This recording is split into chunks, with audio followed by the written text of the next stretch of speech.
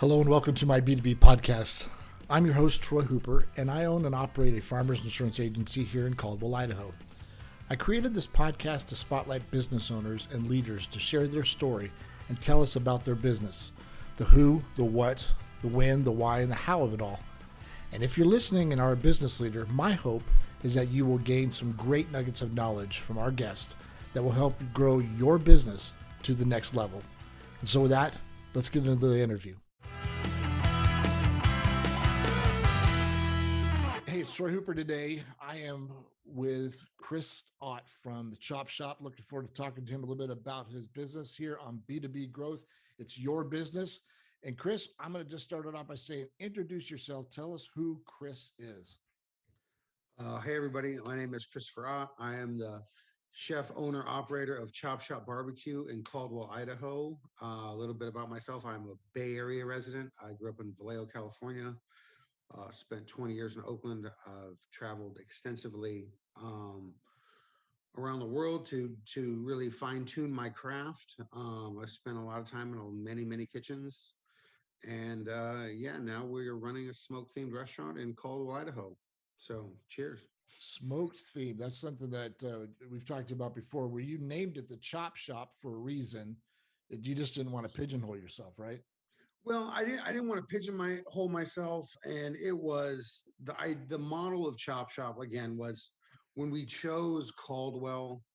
We went with the barbecue route because of the versatility of the cuisine. Like we were saying earlier, every culture, every ethnicity has their take on what barbecue is, Right. which gives us an endless direction, endless creativity. We can use any ingredients we want. We can go any direction we want. The great thing about being out in Caldwell is we're surrounded by our local farmers. So, we talk in the winter and in early spring about what can be planted and what we want to try and grow. I've got 2 or 3 farmers that I work with. So, and then I pick from the plethora of other farmers around the valley. But So that's a yeah, good point it's there. You actually use local food from local produce, local meat. absolutely as much as I possibly can. Produce for sure. Meat. I've got some specialty. I've got a couple of small farms that are growing, rabbits for me or experimenting with quail. Um, I've got some other local farmers we get our chickens from, we get our eggs from. All the beef and the pork is coming out of the Pacific Northwest. So you've got Montana, Wyoming, Right. Washington. Um, but yeah, we want to keep it as local as possible. I mean, my background has always been, for lack of a better term, that farm to table. But utilizing and talking with your local growers and your farmers is a key point in running a successful business, in my opinion, in the Yeah. In restaurant fact, world, anyway. you just said it. You were the featured chef at the farm to table thing on the Indian Creek Bridge there this Oh year. yeah, no, yeah, absolutely. It was blown away by a lot of the guests too, because they're like caviar. I'm like, well, you guys make some of the best caviar in Idaho. Like it's right Nobody knew here, that. and they'd never seen it at that dinner before either. So it was a lot of fun, and it's again, it's educating the general public on what they have to utilize here. Right. There's a lot of options in this valley. There really are. Yeah. So So why Caldwell? I mean, what was it about Caldwell that would made you say this is where I want to be? so like I said, I grew up in Vallejo, California, so I'm a suburb of the Bay Area initially. But we grew up around fishing and hunting Right. and farmers. And Napa Valley was right there. So when we were looking at Boise is that up and coming city vibe. I had met, I had went out to Indian Creek Plaza, Destination Caldwell specifically, had brought me out. They showed me what they were doing and their plans with the lights and the rink and the farmers market all right there. Um, and again, coming from the Bay Area and seeing the growth that happened and the way gentrification kind of worked and direction, and looking at the Treasure Valley, you only have west really to go. Right. They're not going to build over the hills to go to Emmett, so you've really got that direction west. And you see it in the morning in traffic, when you're driving out to Caldwell, everybody's coming in from that direction. Yeah, they are. So it's really, and frankly, restaurants are the long game anyway. So we built Chop Shop with the projections of the future. Um, Not worrying about today or tomorrow. We're Right. talking 3 to 5. Um, and we set goals in order to get the restaurant in a position to be able to accomplish that vision in 3 to 5.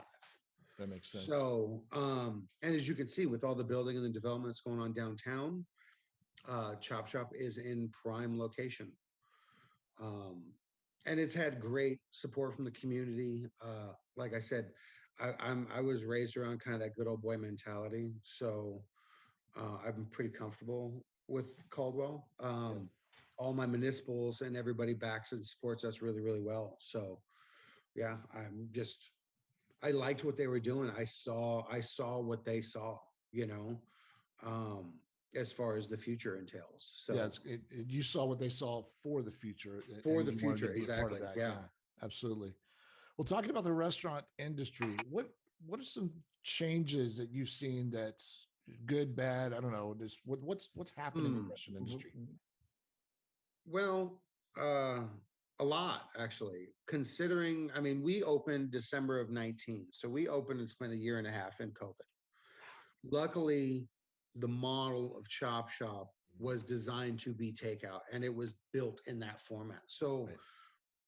when COVID hit, I mean, that's our experience specifically, so that's why I'll talk about it like this. But when COVID hit, it made 75% of the industry have to pivot because they're not designed for doing that much takeout. They're not designed for to go online. A lot of people weren't even familiar with using online or Grubhub or DoorDash or Uber Eats or all these new platforms that are popping up Right. that work in the big cities because it's hard to get around sometimes. Out here, when you're talking a little more rural America, like Uber Eats doesn't even really go to Caldwell, so it's there was challenges, I think, for a lot of the industry during COVID. Um, and what that did was it kind of changed how everybody had to do business, how everybody, whether you were takeout or not takeout. Um, I think the fact that there's a lot of different elements playing into what's happening to our industry. You're seeing a lot of labor shortages, which you are in many industries. Yeah. But as the restaurant field has been for the past many, many decades, it's a kind of intense work, low pay, very long hours. Um, and I think there's a lot of factors. I think there's factors with people being able to make money online now. Right. I think there's a lot of new platforms that people are utilizing to create revenue, so they don't have to do the 9 to 5. I go to work every day. Sure. I can work from home. That factor and those factors, I think, are changing the game. You have a lot of people that were in the restaurant industry because they're going to school for whatever. The restaurant business is that pivot place for a lot of people. Like, some people find out they love it and they stay in it forever. Some people are using it to get through college to make some money while they're in school and doing this and doing that, Yeah. So I think one thing we've seen is that the amount of career restaurateurs has went way down. Mm. You don't have a lot of people really going to our industry um, because of what you do make. I mean, we've had to shift because of labor shortages. I think a lot of businesses are paying double what they used to. You know, the average 5 years ago for a restaurant, say a dishwasher prep cook, was $10 an hour. Right. You ain't getting nobody in the door for $10 an hour anymore. You have to be in the $15 to $18 range minimum. I know some of these guys are paying more than that. Which affects the business a lot. So I don't know if that was to answer your question. Oh, absolutely. Absolutely. So- And then coming out of COVID, obviously, has what we had to deal with in COVID, has that become, that's the norm now of doing business? And then what people that weren't able to shift for that, they're the ones who are not going to be around, or what? Well, I think the people that didn't pivot properly didn't survive. Okay. I think the people that weren't The one thing about the restaurant industry is always that kind of fantasy industry for a lot of people, Hmm. where it's like, I've always wanted to be a chef, I've always wanted to own a restaurant or a Right. bar. And what they don't realize going in is that our industry margins are tiny. They're very small. So entail to make that margin worthwhile, you really have to understand how it works. You really have to have experience doing it. Yeah. To jump in and go, oh, I made some money doing this, I'm going to go do that now. You're just going to burn your money up. So I think a lot of people that were kind of already getting by the grit of their teeth, that were kind of squeaking by. I think a lot of those businesses didn't survive. Right. And people that knew where they could cut costs and where they could kind of buckle down, they did so and they made it work. Right. Well, I mean, you you saw. saw Go you ahead. saw all during COVID. You saw people posting signs at the restaurants saying, "We deliver. We deliver." We deliver. We now have cocktails to go in Right. mason jars. You can buy our sauces. You can buy our pasta. We've got meat butchery. We were doing grocery bags now. People during COVID, people went every direction they could possibly think of to try and generate revenue because they were taking such a hard hit by not being allowed to have guests in their restaurants. Right. The one blessing, and I will say it's a blessing because Chop Shop wouldn't have survived. Um, if we would have opened in Ada County because of the lockdown that they did, we wouldn't have survived that.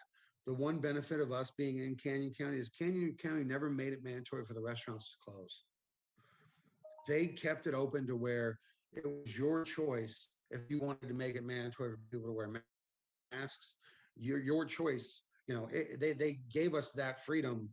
We are small business owners. It's up to you. You decide. And Canyon County kept it that way. And that's one of the reasons we survived. Because also you had Ada County, you had people from other states coming to Canyon County because it was open and they were coming for a sense of normalcy. Yeah. I talked to more people that, during that time that were like, do we have to wear masks? Like, what's your protocol? And in the thick of it, when everybody was trying to figure it out, of course, masks were mandatory. And we did what it was necessary to make everybody safe, 100%.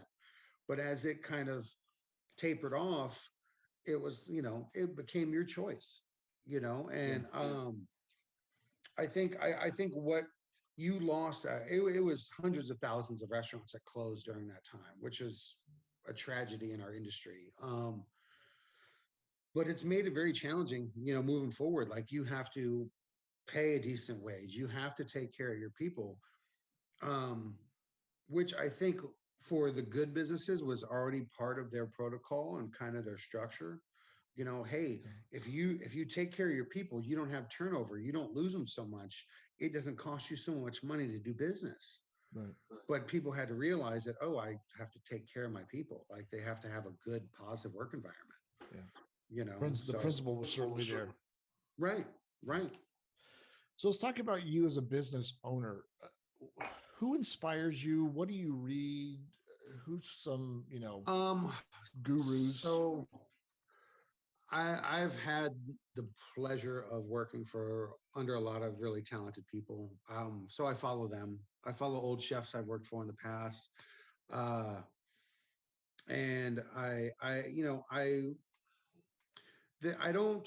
spend more time in the markets and talking to my purveyors than I do necessarily glancing at cookbooks. I let the ingredients that I'm around kind of drive what we do. Sure. But with the internet, you're watching food channels and food shows, and we dabble in that. Me and the kids like to watch the cake shows a lot. We watch a lot of baking stuff. But it's all over the place. My inspiration absorbed from everywhere. My kids, the grocery store. It's everything. So when you talk about your inspiration, I'll just throw this one out just for fun. What is your favorite food to cook?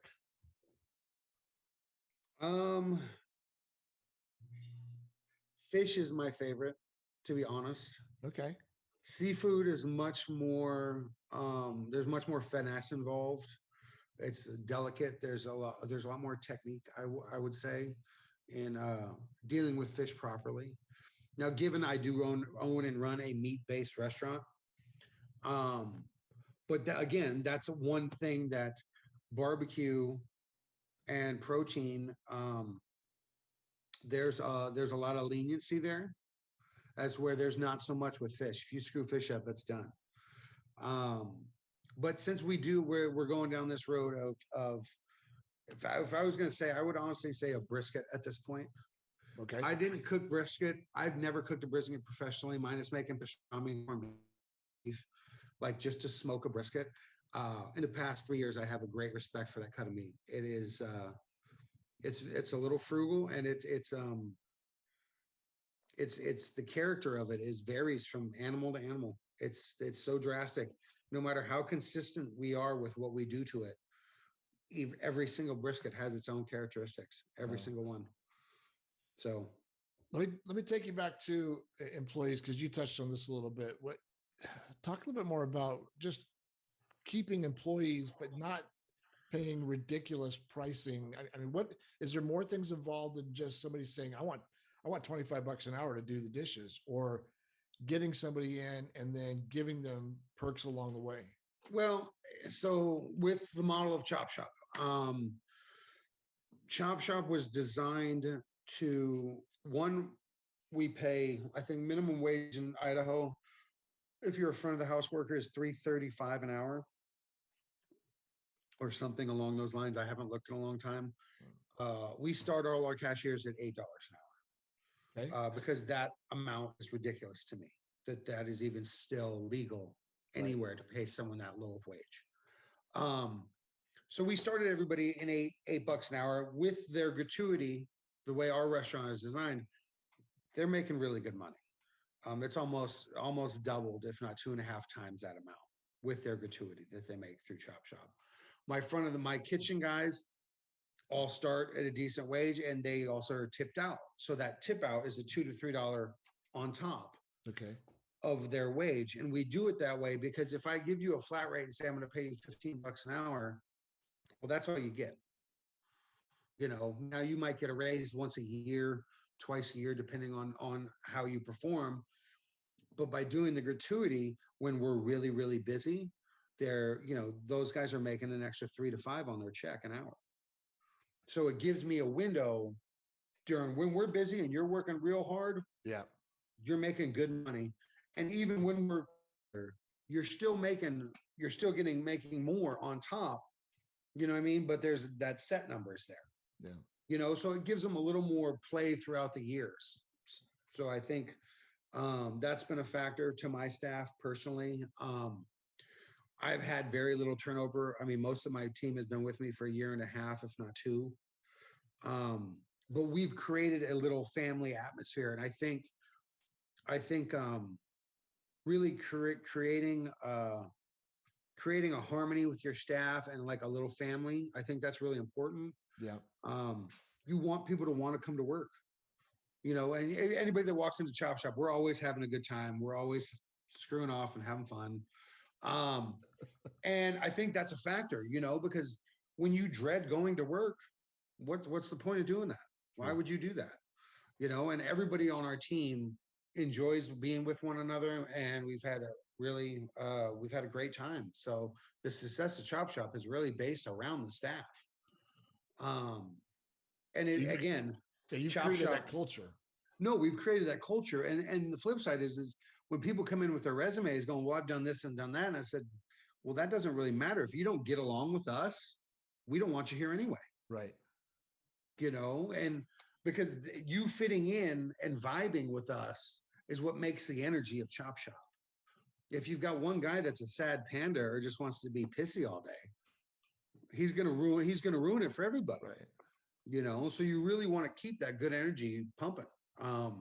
And certainly with your open layout like that, you don't want that attitude reflecting out to the customers either. You can't. And that was also part of why it was designed that way, because I wanted the guests to be able to, one, see everything we do, two, be able to interact with everyone, because I think that part is a huge factor for the guest when a line cook comes out and says, how was everything? That interaction is what makes Chop Shop. Yeah. And also by it being open, it makes us as cooks behave better, which is a factor. Makes sense. So if it was a closed kitchen, the language would be terrific. Yeah. Um, So let me throw out but- one question to you that I'm hoping I'm not the only person who's thought about this, but Mondays you're closed. So just Sunday or Sunday? No, it's Mondays. Just you're closed. It's Monday. But we closed on Mondays because that's really Sunday and Mondays are just quiet out on that plaza for right now. Again, once the building and the construction that's going on is done and there's people living down there, That could change. it will totally change. But for now, I mean, the 2 days off is so everybody gets a break. Streamlining our service. So Sunday and Mondays are our mandatory close days, even though sometimes we're in there on Mondays. Right. It makes scheduling a little simpler. It kind of streamlines everything for us. So as of right now, it's worked. I know everybody wants more restaurants to be open on Sundays and Mondays because there's a lot of us that are closed out there. Yeah, it was an interesting thing. I didn't know if there was like a coalition or something of restaurants that got together and said, "Hey, how about Mondays? We just close." But you just have to do like you said about in COVID. You just have to pivot and say, "All right, well, I just know certain places aren't going to be open on Mondays." Well, give them a break. Here's the flip side. This is one thing that COVID did that I will say. I mean, we have it printed on our door that our hours of operation vary depending on business. So not for nothing, but if it's 7 o'clock and we haven't had anybody walk in the door for 2 hours, we're going to close. Close it down, yeah. Because what's the point of waiting for one guy that's going to come over and order fries? Now, given you want to hold consistency with your hours, but that's the one thing is that you can't sit around and just burn money just to burn money. I'm sorry, if we got to close down a little bit early, that's what we got to do. Yeah. And Sunday and Monday ended up being those days. I've never tried to be open on Monday. We do the first year we did Sundays and it was hit or miss. I mean, some days it was really good. Some days it was painful. Right. But I think streamlining in that Tuesday through Saturday has worked really well for us. And once there is more going on down there, we will definitely adjust the hours for sure. That's cool. And I say that because you mentioned COVID, and I think COVID was when we really started recognizing that Monday seemed to be a day. And now things started to pick up at the plaza.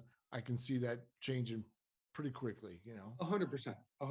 And but again, is people have the assumption that, oh well, restaurants are supposed to be open 7 days a week. It's like, I mean, no, they're not. And I want to see my kids, my staff wants to see their children and their loved ones and their family. And if I have it open 7 days a week, everybody's going to try and work 7 days a week, right, myself included. And that's one thing that is really challenging in the restaurant industry is balancing quality of life. So it's something that we're trying to focus on with Chop Shop. Again, that also goes to keeping staff. If you're not working them to death and they enjoy what they do, you're in a win-win scenario.